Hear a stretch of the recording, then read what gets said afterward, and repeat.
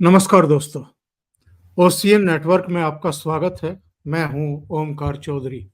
आज तीसरा चौथा दिन है महाकुंभ को शुरू हुए और कल शाम तक ही 5 करोड़ से अधिक लोग स्नान कर चुके थे।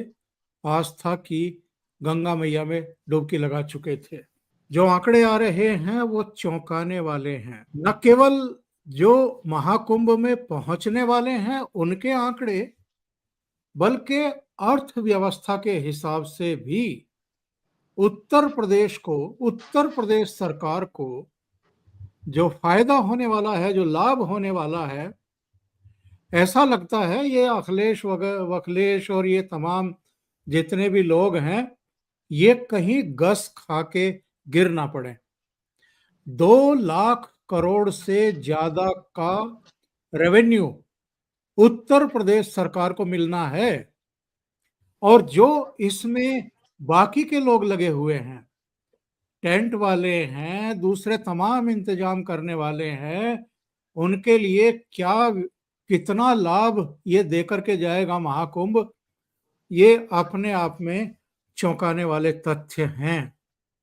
मेरे साथ जुड़ रहे हैं आपके चिर परिचित बाबा रामदास, और उनके साथ जुड़ करके जरा इसके विभिन्न पहलुओं पर चर्चा करते हैं। बाबा जी, बहुत आपका स्वागत है। नमस्कार। जय श्री राम। आपने थोड़ा सा नाम में बदलाव किया है, थोड़ी सी इसकी व्याख्या करिए।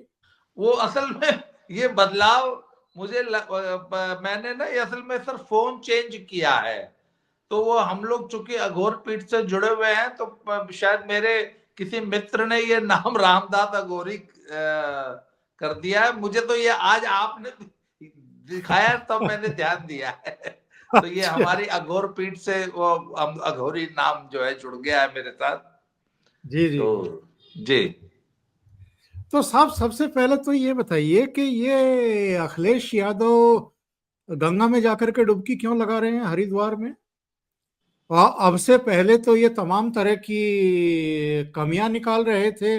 बिजली के खंभे भी नहीं लगे हैं, अभी तार भी नहीं लगे हैं, ये देखो कितनी गंदगी है, कितनी बद इंतजामी है। अब वहां पर करोड़ों लोग पहुंच चुके हैं और जैसे गंगा मैया बह रही है और यमुना जी बह रही हैं, उनका संगम हो रहा है, उतनी ही खूबसूरत छवि अलग अलग जो अखाड़े के साधु संत हैं, उनके जब रेले वहां निकल रहे हैं, वो नैनाभिराम है, देखते ही बनता है, रोंगटे खड़े होते हैं, हमारा पुलकित जो है, रोम रोम पुलकित होता है। तो ये जो वहां पर लोग उमड़ रहे हैं, इनको देख करके घबरा गए हैं अखिलेश यादव को, अब जाकर के पता चला है। और जो भी देशी विदेशी लोग वहां पहुंच रहे हैं, मुक्त कंठ से योगी सरकार की व्यवस्थाओं की, इंतजामों की प्रशंसा करते हुए दिखाई दे रहे हैं। न केवल साफ सफाई, बल्कि जितनी सुरक्षा व्यवस्था है और जितने सिक्योर लोग महसूस कर रहे हैं उसको लेकर के। जब अखिलेश की सरकार थी या उससे पहले की सरकारों में कुंभ का आयोजन सरकार के लिए एक बस फॉर्मेलिटी मात्र हुआ करता था और एक ढर्रा चला आ रहा था। उसी वो ढर्रे पर जो है वो पुरानी व्यवस्थाओं को ही बस लागू कर दिया जाता था और एक लिमिटेड से छोटे से एरिया में कुंभ का आयोजन होता था। मैं आपको सच बताऊं तो उस जमाने की सरकारें इसको एक बोझ समझ के या एक बस एक मुसीबत गले आन पड़ी है इसलिए इसको किसी तरह निपटा देना है, इस भावना के साथ जो है इसका आयोजन किया करती थी। मेरे पास 2013 के जो कुंभ का जो आयोजन हुआ था उसके फिगर्स हैं, जो आधिकारिक फिगर्स हैं। सर 2013 में ये मैं पढ़ के सुना देता हूं। 2013 में कुल जमा 8 करोड़ लोगों ने ये संगम में डुबकी लगाई थी। कुल बजट जो सरकार ने जो आवंटित किया था वो 1300 करोड़ रुपया मात्र था, और पूरे कुंभ में लगभग 12,000 करोड़ का टोटल जो है लगभग ट्रांजैक्शन टोटल हुआ था। लगभग $2 बिलियन होते हैं ये, और पूरी जीडीपी का 0.12% जो है ये टोटल ट्रांजैक्शन था। इस बार 2025 के महाकुंभ में जो श्रद्धालुओं के आने की जो संभावना है वो लगभग 40 से 45 करोड़ है। बजट एलोकेशन आप समझिए 1300 करोड़ से बढ़कर 6400 करोड़ हो चुका है, 6400 करोड़। और इस बार के कुंभ में 2.5 लाख करोड़, 2,50,000 करोड़ की टोटल ट्रांजैक्शन होने की संभावना है, which is around 31 billions, 31 billion dollars की। और ये टोटल ये जो फाइनेंशियल ट्रांजैक्शन है सर, ये लगभग टोटल जीडीपी का 0.77% है। तो देखिए, योगी सरकार ने, खासतौर पे योगी जी ने कुंभ को एक बहुत बड़े अवसर के रूप में लिया है कि ये हिंदुत्व की सॉफ्ट पावर और उत्तर प्रदेश को पूरी दुनिया में शोकेस करने का, कि उत्तर प्रदेश कितनी तेजी से प्रगति कर रहा है, भारत कितनी तेजी से प्रगति कर रहा है, और हिंदुत्व का प्रभाव पूरी दुनिया में कितनी तेजी से बढ़ रहा है, इसको शोकेस करने का उन्होंने एक माध्यम बनाया।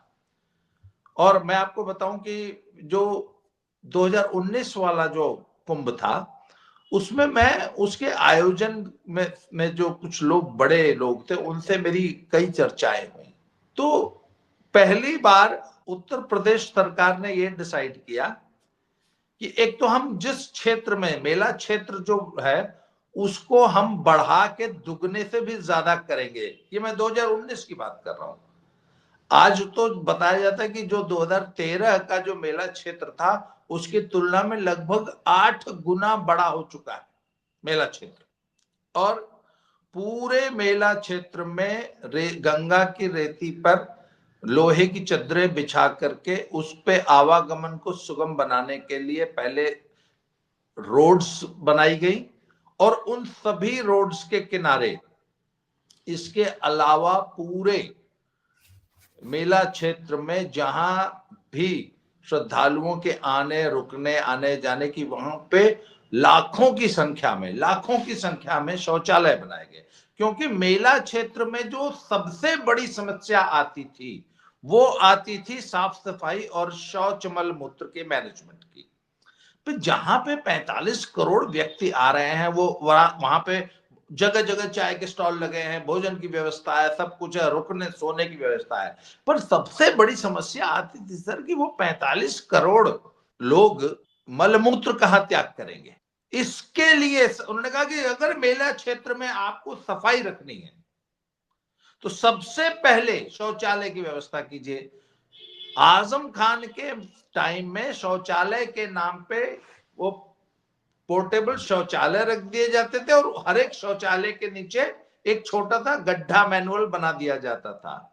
वो गड्ढा पहले ही घंटे में भर जाता था मेला लगने के, और उसके बाद चारों तरफ जो बजाती हुई गंदगी, बदबू पूरे मेला क्षेत्र में।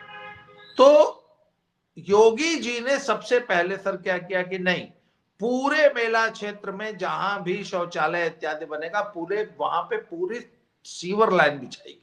और जो वो बताते हैं कि टोटल लेंथ ऑफ जो sewer line is around 1 lakh kilometre, इतनी सीवर लाइन है। और उन सबको फिर एक बड़ी सीवर लाइन से जोड़ा गया, और फिर उस लाइन का पूरा पानी जो है उसको वहां से ट्रांसपोर्ट करके मेला क्षेत्र से लगभग 25-30 किलोमीटर दूर अलग अलग एसटीपीज बनाए गए, सीवर ट्रीटमेंट प्लांट्स, जिससे कि उस पानी से वहां पर भी उसको बाकायदा ट्रीट करके और सिंचाई योग्य पानी बना के जो है रिलीज किया जाता है।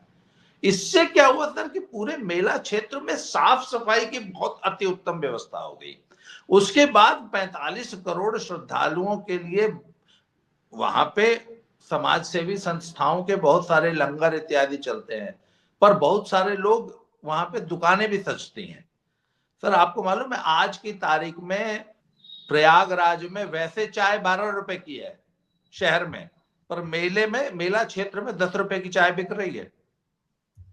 उसी तरह भोजन का रेट, उसी तरह आने जाने के लिए सवारियों का रेट, उसी तरह ऑटो रिक्शा का रेट। मतलब आमतौर पर होता यह है कि जब इतने सारे लोग आ जाते हैं तो हर चीज की लूट शुरू हो जाती है, अनाप शनाप दाम बढ़ा दिए जाते हैं। सर पूरे मेला क्षेत्र में अब तक एक भी ऐसी शिकायत नहीं मिली है कि ओवरचार्ज कर रहे हैं लोग। लाखों लोग नावों का जो है, नावों से पे चढ़ के जो है बीच नदी में संगम, जहां एक्चुअली संगम होता है, वहां जाते हैं। उसका भी गवर्नमेंट ने रेट फिक्स कर रखा है। उससे 1 रुपया भी किसी नाविक को अतिरिक्त लेने की परमिशन नहीं किसी है। नाविक ने हिम्मत नहीं की। तो सर इतनी बढ़िया, इसके अलावा पूरी गंगा नदी में जल पुलिस तैनात की गई है। इसके अलावा पूरे मेला क्षेत्र में सुरक्षा और ट्रैफिक मैनेजमेंट, भीड़ मैनेजमेंट के लिए पूरी व्यवस्था की गई है। तो सर इससे हुआ क्या? देखिए, अब तक की जो कुंभ की जो ख्याति रही कि भैया बहुत ज्यादा पैदल चलना पड़ता है, बहुत भीड़ रहती है, बहुत दुर्व्यवस्था रहती है, बहुत गंदगी रहती है। तो सर जो मिडिल क्लास और अपर मिडिल क्लास था ना, वो मेले में आने में हिचकता था, डरता था। 2019 वाले कुंभ की मैं बात बताऊं सर, जब चारों स्नान समाप्त हो गए तो आमतौर पे चौथे स्नान के बाद जो है मेला समाप्त मान लिया जाता है। तो सर 2019 में इसका उल्टा हुआ। 2019 में मेला समाप्त होने के बाद असली भीड़ टूटी और उसके बाद 1 महीने तक कुंभ में जो है चहल पहल बनी रही। और भारत जो मिडिल क्लास इंडिया है, जिसे so class middle class Bharat बोलते हैं, वो पहली बार उसने आके कुंभ में उस दिव्य कुंभ के दर्शन किए और वहां पे स्नान किया। तो सर इससे इस बार क्या हुआ, जो पिछली बार वाली ख्याति थी ना, उसको भुनाया मेला प्रशासन ने। और लोगों को, उनको पता था कि जो पिछली बार बहुत से लोग आने से चूक गए थे, उनको देरी से पता चला कि भैया इतनी शानदार व्यवस्था है। तो इसलिए पिछली बार की तुलना में इस बार दुगने लोग आ रहे हैं और लगभग 45 करोड़ लोगों के आने की संभावना है। मेरे एक मित्र कल ही वहां से वापस आए हैं, आज सुबह मैंने उनका इंटरव्यू भी किया था। उन्होंने जी। कहा जी इतनी शानदार व्यवस्था है ना, किसी किस्म की कोई दिक्कत वहां है ही नहीं। और कहते जिस दिन मुख्य स्नान है उस दिन थोड़ा सा दूर ट्रैफिक रोक दिया जाता है, अदरवाइज ट्रैफिक की भी कोई समस्या नहीं है। लोग आराम से आ जा रहे हैं, थोड़ी देर, थोड़ी सी दूर लोगों को पैदल चलना पड़ रहा है। तो आप सिर्फ मुख्य स्नान को अवॉइड करके, जिस दिन मुख्य स्नान है उन दिनों को अवॉइड करके आराम से मेला क्षेत्र में जा सकते हैं। आप ना जाइए और एक दिव्य अनुभूति आपको होगी। ये अब तक की सर ये मेले की रिपोर्ट है। तो आप जी। तो मैं ये पूछ रहा था कि ये अखिलेश यादव को अचानक सद्बुद्धि आई है, इनके दिमाग पर कोई असर हुआ है, या ये इनकी मजबूरी बन गई है कि हरिद्वार में जाकर के गंगा में डुबकी लगा रहे हैं? और हरिद्वार में ही डुबकी क्यों लगाते हुए दिखाई दिए? प्रयागराज में इनको कौन रोक रहा था? सर देखिए, ईश्वर ने इनको सद्बुद्धि नहीं दी है। अगर सद्बुद्धि दी होती तो ये हरिद्वार न जाके इनफैक्ट प्रयागराज आए। प्रयागराज में तो इनकी पार्टी ने जो है वो मुलायम सिंह यादव की मूर्ति लगा के बकायदा एक पंडाल लगाया है। इनको वहां आना चाहिए था। वहां माता प्रसाद पांडे से जब पिछली बार पूछा गया था कि अखिलेश जी आएंगे कि नहीं आएंगे, तो उन्होंने बोला जी मुझे पता नहीं है। तो उनके उनके इरादे क्लियर हो गए कि इन्होंने जो है मकर संक्रांति पे जाके हरिद्वार में स्नान किया। बहुत अच्छी बात है, करना चाहिए, पर उनको प्रयागराज भी आना चाहिए था। ये हम करोड़ों करोड़ों अरबों हिंदुओं की आस्था का प्रश्न है, आस्था का सवाल है। और ठीक है, आप मुस्लिम परस्ती करते हैं, मुस्लिम परस्त राजनीति करते हैं, वो सारी बात राजनीति अलग है, पर सर इन मौकों पे राजनीति बीच में आनी ही नहीं चाहिए थी। और अच्छा, एक चीज आप और नोट कीजिएगा, इस बार मकर संक्रांति पर्व पे इंडिया अलायंस के किसी भी बड़े नेता ने देश की जनता को शुभकामनाएं, बधाइयां नहीं दी। अब सर किसी एक से तो चूक हो जाती है, और ये वैसे भी ये नेताजी लोग होते हैं, ये खुद तो बधाइयां लिखते नहीं है, इनका तो पूरा स्टाफ होता है, और वो तो बिना कहे बिना पूछे भी एक फॉर्मेलिटी वाला एक बधाई संदेश बना के जो है इनके नाम से, इनके हैंडल से छाप दिया करता है।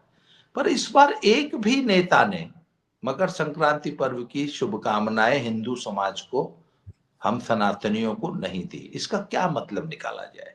मतलब मुसलमानों के तुष्टिकरण में मुसलमान कहीं नाराज ना हो जाए, इस डर से अगर कुंभ में स्नान करने अगर अखिलेश यादव नहीं आ रहे हैं, देखिए ये तो पक्की बात है कि मुसलमान को खुश करने की एक होड़ लगी हुई है राहुल गांधी और अखिलेश यादव के बीच।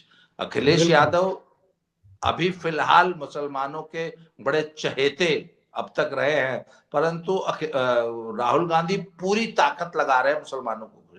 इस बार जो उन्होंने परसों जो सर कांग्रेस के नए मुख्यालय के उद्घाटन समारोह में जो उन्होंने भाषण दिया है कि हमारी लड़ाई, we are at a war with not only RSS and BJP but the Indian state. Yes. पहली बार तो मुझे लगा कि यार ये आदमी कहीं स्लिप ऑफ टंग तो नहीं है, या ऐसा तो नहीं कि इस आदमी को इंडियन स्टेट का मतलब ही ना पता हो। तो मैंने कहा यार इतने मूर्ख तो नहीं है? और इतना, और भाई वहां पता नहीं कहाँ कहाँ कैम्ब्रिज या ऑक्सफोर्ड या कहाँ कौन कौन सी यूनिवर्सिटी में पढ़ के आए हैं, उनके प्रोफाइल में तो यही लिखा रहता है। और अच्छा, अंग्रेजी के माहिर है, ऐसा भी नहीं है कि भाई कोई बेचारा हिंदी भाषी क्षेत्र का नेता है जिसको अंग्रेजी शब्द का मतलब न पता हो। इंडियन स्टेट का क्या मतलब होता है ये राहुल गांधी को न पता हो, ये बेनिफिट ऑफ डाउट भी आप दे नहीं सकते। इंडियन स्टेट का मतलब तो सीधे सीधे तीनों सेनाएं, हमारी हाँ, सुप्रीम कोर्ट, हमारे राष्ट्रपति, हमारे प्रधानमंत्री, हमारी पूरी कैबिनेट, हमारे पूरे राज्यों की पूरी व्यवस्थाएं, मुख्यमंत्री से लेकर के गवर्नर तक सब कुछ उसी में आ जाता है, इंडियन स्टेट में ही आ जाता है। तो इंडियन स्टेट से युद्ध का आह्वान कर रहे हैं अगर राहुल गांधी, तो ये अच्छा, मेरा एक सवाल है कि उस दिन जब वो अच्छा, कोई चुनावी सभा भी नहीं थी वो सर। चुनावी सभा में आदमी बहुत कुछ बोल जाता है, वोट लेना होता है, आम पब्लिक सामने बैठी होती है। सर वो तो एक बड़ी विशिष्ट गैदरिंग थी, बड़ा और बड़ी क्लोज्ड ग्रुप गैदरिंग थी, और बड़े खास लोग बैठे थे। उन लोगों को संबोधित करते हुए और अपने कांग्रेस के बड़े उच्च पदाधिकारी, बड़े नेता, मंच पे जो है खुद सोनिया जी बैठी थी, मल्लिकार्जुन खड़गे बैठे थे, और पूरा कांग्रेस का हुज हू बैठा था। उनके सामने अगर आप बोल रहे हैं कि we are in a state of war with we are we are in a war with the Indian state. अच्छा, आप लीडर ऑफ अपोजिशन है, ऐसी बात नहीं है सर। राहुल गांधी का ये बयान पूरी दुनिया ने सुना होगा, नोट किया होगा। आप बताइए ना, तो आखिर ये बयान किसके लिए दिया गया, किसको सुनाया गया, और किसको खुश करने का प्रयास कर रहे थे राहुल गांधी?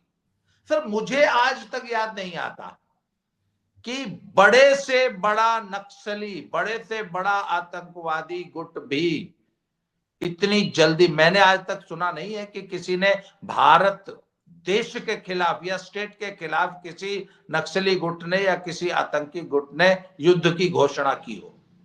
कर ही नहीं सकता। तो आखिर राहुल गांधी ने ये किसको खुश करने के लिए बयान दिया है? क्या ये सिर्फ मुस्लिम मतदाताओं को खुश करने का प्रयास था, या जो डीप स्टेट के इनके आका विदेशों में बैठ के वो लेक्चर सुन रहे थे उनको एड्रेस कर रहे थे कि आप घबराइए मत, यहां पे मैं हूं, आपका युद्ध मैं लड़ रहा हूं? डीप स्टेट, जो कि भाई डीप स्टेट अगर भारत के खिलाफ युद्ध की घोषणा करे तो समझ में आता है, और डीप स्टेट सचमुच भारत के खिलाफ उसने एक युद्ध छेड़ रखा है। बिल्कुल। भाई हम पाकिस्तान से एक बहुत लंबा युद्ध लड़ रहे हैं, जहां पहले कश्मीर, उसके बाद उससे पहले पंजाब, उसके पहले नार्को टेररिज्म, उसके बाद फेक करेंसी जैसे बहुत सारे युद्ध हम पाकिस्तान से तो लड़ ही रहे हैं। इसके अलावा डीप स्टेट से एक युद्ध लड़ रहे हैं। भारत को बांग्लादेश बनाने की जो इनके मंसूबे हैं, तो राहुल गांधी ने क्या उन डीप स्टेट के अपने हैंडलर्स को यह संदेश दिया है कि आपका युद्ध लड़ने के लिए मैं यहां दिल्ली में मौजूद हूं? भारत की जनता उनके इस बयान को किस तरीके से ले? तो सर ये मुसलमानों को खुश करने का भी एक प्रयास हो सकता है। तो मुसलमानों को अगर राहुल गांधी खुश कर ले गए तो अखिलेश यादव क्या करेंगे यूपी में? और सर यूपी सबसे बड़ा बैटल ग्राउंड बनने जा रहा है मुस्लिम वोट का। आने वाले समय में उत्तर प्रदेश के मुसलमान जिधर जाएंगे वो दिशा तय करेगी कि आने वाले समय में भारत की राजनीति क्या करवट ले रही है। तो उत्तर प्रदेश में मुसलमानों को खुश करने के लिए सिर्फ अव्वल है राहुल गांधी और अखिलेश यादव के बीच में। तो अखिलेश यादव को लगता होगा कि अगर मैं प्रयागराज में कुंभ में नहाने जाऊंगा तो कहीं मुसलमान नाराज ना हो जाए। अच्छा एक बात बताइए ना, राहुल गांधी भी तो नहीं आए कुंभ में नहाने, सोनिया जी भी नहीं आई। अच्छा आज तक राहुल गांधी और अखिलेश यादव रामलला के दर्शन करने नहीं आए। बिल्कुल। हम लोग तो ये भी इंतजार कर रहे हैं कि मिल्कीपुर चुनाव प्रचार करने आएंगे अखिलेश यादव, तब रामलला के दर्शन करेंगे कि नहीं करेंगे। तो सर मुस्लिम वोट को खुश करने के लिए इस प्रकार की जो घटिया बचकानी हरकतें ये राहुल गांधी और अखिलेश यादव दोनों कर रहे हैं, सर हिंदू समाज इसको बड़े गौर से देख रहा है और नोट कर रहा है, एक एक पॉइंट को नोट कर रहा है कि आने दो बेटा। अखिलेश यादव और राहुल गांधी के बीच में तलवारें उस दिन खिंची हैं जिस दिन बहन भाई दोनों संभल के लिए रवाना हो गए थे दिल्ली से। जी अखिलेश यादव ने वो घटना बर्दाश्त नहीं की, क्योंकि अखिलेश यादव नहीं चाहते थे कि ये दोनों संभल की तरफ देखें भी, मुंह करके सोएं भी। सर मैं आपको संभल के बारे में एक बात बताऊं कि संभल का मुसलमान अखिलेश से बहुत नाराज है। पूरे पश्चिमी उत्तर प्रदेश का मुसलमान, जो ग्रीवेंस इनका शुरू हुआ था ना कि आजम खान के बुरे वक्त में सैफई का परिवार, अखिलेश यादव, मुलायम सिंह का परिवार आजम के साथ बुरे वक्त में खड़ा नहीं हुआ, और अब इन्होंने जानबूझकर संभल का माहौल खराब करके बर्क साहब के परिवार की राजनीतिक कब्र खुद अखिलेश यादव ने खोद दी है। और ये जो दुस्साहस कराया गया था, ये जो मस्जिद के सर्वे पे जो पथराव और जो ये गोलीबारी कराई गई, इसका नतीजा ये निकला कि साहब बाबा ने तो पूरा का पूरा संभल खोद डाला है, और वहां तो लोग अब खुद ही जो है अपने अपने अतिक्रमण किए हुए घर तोड़ रहे हैं। उन्होंने बोला जी आप बुलडोजर मत भेलो, हम खुद ही अतिक्रमण हटा लेंगे अपना। और पूरा का पूरा संभल जो है इस वक्त आशंकित बैठा है, और उसके लिए वो अखिलेश यादव को ब्लेम करते हैं कि ये इनकी गलत पॉलिटिक्स का नतीजा है कि आज हमारे ऊपर ये अजाब आया है। तो सर पश्चिमी उत्तर प्रदेश का मुसलमान धीरे धीरे एक नेचुरल वे में कांग्रेस की तरफ खिसक रहा है। इससे अखिलेश बहुत ज्यादा चिंतित हैं और परेशान हैं। तो ये उस डैमेज को कंट्रोल करने की कोशिश की है कि वो रामलला से, राम मंदिर से, और यहां तक कि कुंभ से भी, महाकुंभ से भी एक दूरी बना के चल रहे हैं। और वो जो फर्जी वीडियो और फर्जी फोटोग्राफ डाल करके जो लोगों को भड़काने की कोशिश हो रही थी। अच्छा अभी एक नया केस हुआ है सर, कल एक लड़के ने, जो कि जिसका नाम कोई सम यादव आजमगढ़िया है, उसने, वो दुबई वहां सऊदी अरब में रहता है, उसने एक फर्जी पोस्ट की कि कुंभ क्षेत्र में 11 लोग ठंड लगने के कारण हार्ट अटैक से मर गए, और वहां के जितने भी टेम्पररी अस्पताल बनाए गए हैं वो मरीजों से पट गए हैं, जबकि ऐसी कोई घटना नहीं हुई। तो उस हाँ व्यक्ति के खिलाफ पुलिस ने संज्ञान लेके उसका पासपोर्ट और वीजा रद्द कर दिया है, करने के लिए कार्रवाई शुरू कर दी, और उसको जो है उसकी गिरफ्तारी के लिए वारंट निकाला जा रहा है। सर, ये वो लोग हैं जो जानबूझ के कुंभ को बदनाम करने की कोशिश कर रहे हैं। आपको ये भी ध्यान होगा कि वो कुछ दिन पहले नाविकों ने हड़ताल कर दी है और नाविकों की रोजी रोटी छीन ली है, और वहां तो गुजरात की एक कंपनी के स्टीमर चल रहे हैं और लोकल नाविकों को नदी में नाव चलाने की इजाजत नहीं है, इस प्रकार का दुष्प्रचार करने की कोशिश हुई थी। कल मेरे एक मित्र बता रहे थे कि वहां तो भैया हजारों की संख्या में नाव चल रही हैं, और हर नाविक को ये सख्त आदेश है कि आपकी नाव में कोई भी व्यक्ति तब बैठेगा जब पहले लाइफ जैकेट प्रॉपरली पहन लेगा, उसके बकल वकल लगा लेगा। बिना लाइफ जैकेट के आप गंगा नदी में प्रवेश कर ही नहीं सकते। तो वहां तो इतनी बढ़िया व्यवस्था चल रही है, और परंतु ये लोग कुंभ के खिलाफ गलत बयानबाजी करके, झूठी अफवाहें फैला के लोगों को डराने की कोशिश कर रहे हैं कि ज्यादा से ज्यादा लोग कुंभ में न आए। तो ये जो दुष्प्रचार चल रहा है सर, ये कौन लोग कर रहे हैं? अखिलेश यादव एंड कंपनी, और कौन करेगा? बिल्कुल, ये अखिलेश यादव के समर्थक कुंभ के खिलाफ एक बाकायदा सुनियोजित षड्यंत्र के रूप में एक मिस इन्फॉर्मेशन का, झूठ का, अफवाहों का बाजार गर्म करके एक कैंपेन चलाया जा रहा है। बिल्कुल। ये बताइए, संभल में जो कुछ कर रहे हैं बाबा, और जो प्रयागराज में किया है, महाकुंभ में किया है, जो व्यवस्थाएं की हैं, एक नायक की तरह उभरे हैं। लोकप्रियता एक नए चरम पर पहुंची है बाबा की। सर बिल्कुल, क्यों नहीं पहुंचेगी। और मुझे तो सर ये 2025 का कुंभ तो खैर बहुत विराट आयोजन है, इसकी तुलना में 2019 का कुंभ था, ये आधा भी नहीं था। सर उसी कुंभ में इतनी जबरदस्त तारीफ होती थी, क्योंकि सर एक तो कुंभ में सारी दुनिया, भारतवर्ष पूरा, भाई 45 करोड़ लोगों का मतलब क्या होता है, 1/3 भारत। तो ऑस्ट्रेलिया तो अब तक स्नान कर चुके, तो अब तक स्नान कर चुके। तो 45 करोड़ लोग जिस जगह से होके जाएंगे और वहां की जब व्यवस्था देखेंगे, और वहां पे कुंभ में जगह जगह बड़े बड़े होर्डिंग्स लगे हुए हैं जिसमें उत्तर प्रदेश सरकार की, भारत सरकार की, मोदी जी की विभिन्न योजनाओं के बारे में लोगों को जानने को, देखने को मिल रहा है। वहां बड़े बड़े होर्डिंग्स लगे हैं योगी आदित्यनाथ जी के और मोदी जी के, और तो सर उसका भी ऑब्जेक्शन लिया है कि ये तो इन्होंने भाजपा का महाकुंभ बना दिया है। उसने कहा एक बात बताओ ना, अगर हम मोदी जी का होर्डिंग नहीं लगेगा तो किसका लगेगा? इमरान खान का लगेगा, शहबाज शरीफ का लगेगा, मुलायम सिंह यादव का लगवाना चाहते होंगे, या योगी जी का अगर होर्डिंग नहीं लगेगा तो किसका लगेगा? और एक बात बताइए ना, 2013 में जब आपने कुंभ कराया था, कुंभ का आयोजन किया तो क्यों नहीं लगवा लिया अपना होर्डिंग? उस वक्त तो सर जानबूझ के इसे एक लो की अफेयर बनाया जाता था कि कहीं मुसलमान नाराज न हो जाए कि हम हिंदुओं का तुष्टिकरण कर रहे हैं इतना अच्छा आयोजन करके। सर मुझे मैं एक बात याद आपको दे दूं, एक बहुत बड़ा जन्म शती मनाई गई थी गुरु गोविंद सिंह जी की पटना साहब में। ये घटना है आज से 5 या 6 साल पुरानी, एग्जैक्टली सन याद नहीं है मुझे।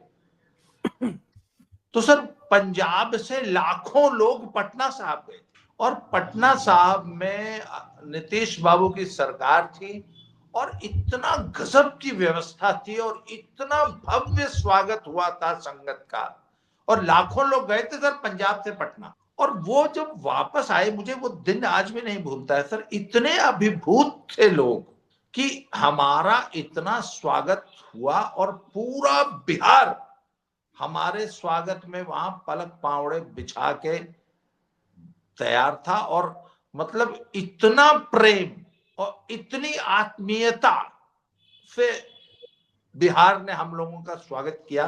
सर इस मामले में आज भी पंजाब के लोग, स्पेशली जो सिख समाज है, वो नीतीश बाबू की और बिहार की हॉस्पिटैलिटी की आज भी जो है भूरी भूरी प्रशंसा करता है, और ये बात मेरी आंखों देखी हुई है। जी जी जी।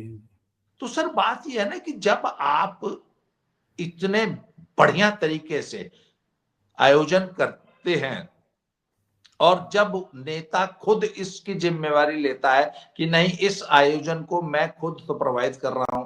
अच्छा, लोग योगी जी की ये भी आलोचना कर रहे हैं कि वो हर तीसरे दिन कुंभ की व्यवस्था देखने, हर तीसरे चौथे दिन योगी जी पहुंच जाते थे। एक महीने में 6 बार योगी जी कुंभ स्वयं आए थे व्यवस्था देखने। इसके अलावा योगी जी की पूरी कैबिनेट जो है कुंभ में बैठी हुई थी, व्यवस्था देख रही थी। पूरी सरकार जो है वहां एक्टिव थी। बाकायदा एक नया कुंभ क्षेत्र को एक नया जिला बना दिया गया।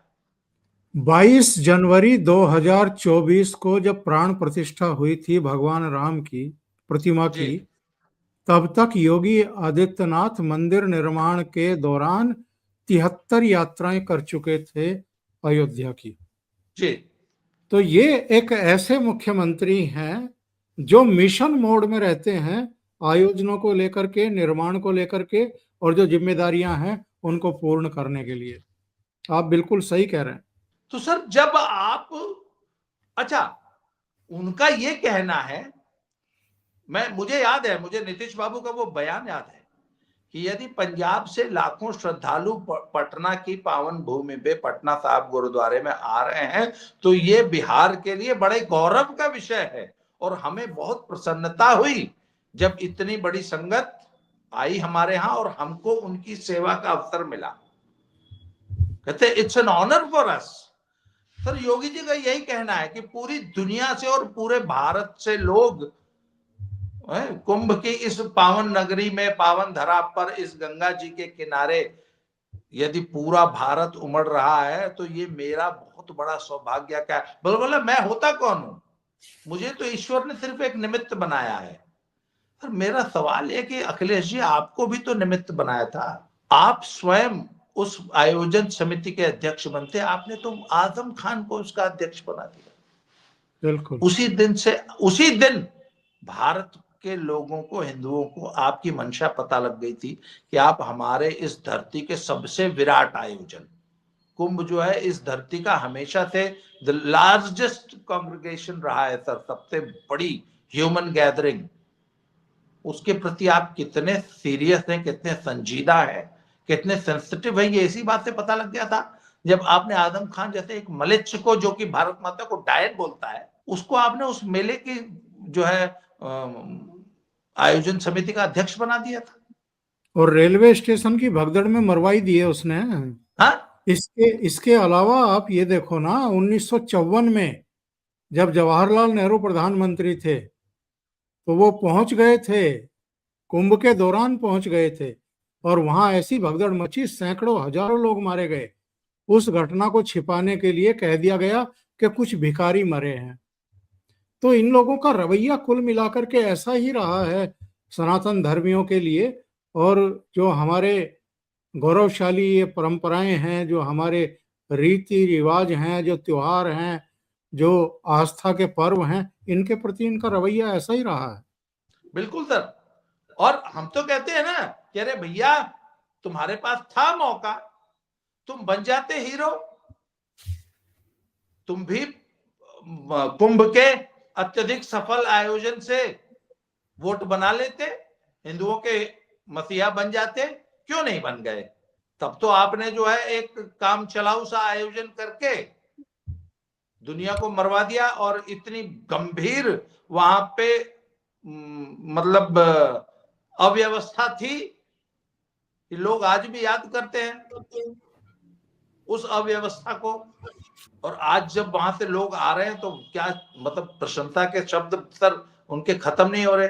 इसी हफ्ते कैबिनेट की बैठक होने वाली है योगी आदित्यनाथ के नेतृत्व में, और ये कहा जा रहा है कि उत्तर प्रदेश को इस कैबिनेट की बैठक में कोई बहुत बड़ा तोहफा मिलने वाला है। ठीक वैसा ही जैसा 2019 में भी कैबिनेट की बैठक की थी और मेरठ से प्रयागराज तक का एक्सप्रेसवे घोषित कर दिया गया था। जी बहुत बहुत धन्यवाद बाबा जी, आपने इतना समय निकाला। और बहुत ही महत्वपूर्ण मुद्दे पर आपने चर्चा की। Thank you so much. प्रणाम नमस्कार। सर, जय श्री राम। जय श्री राम।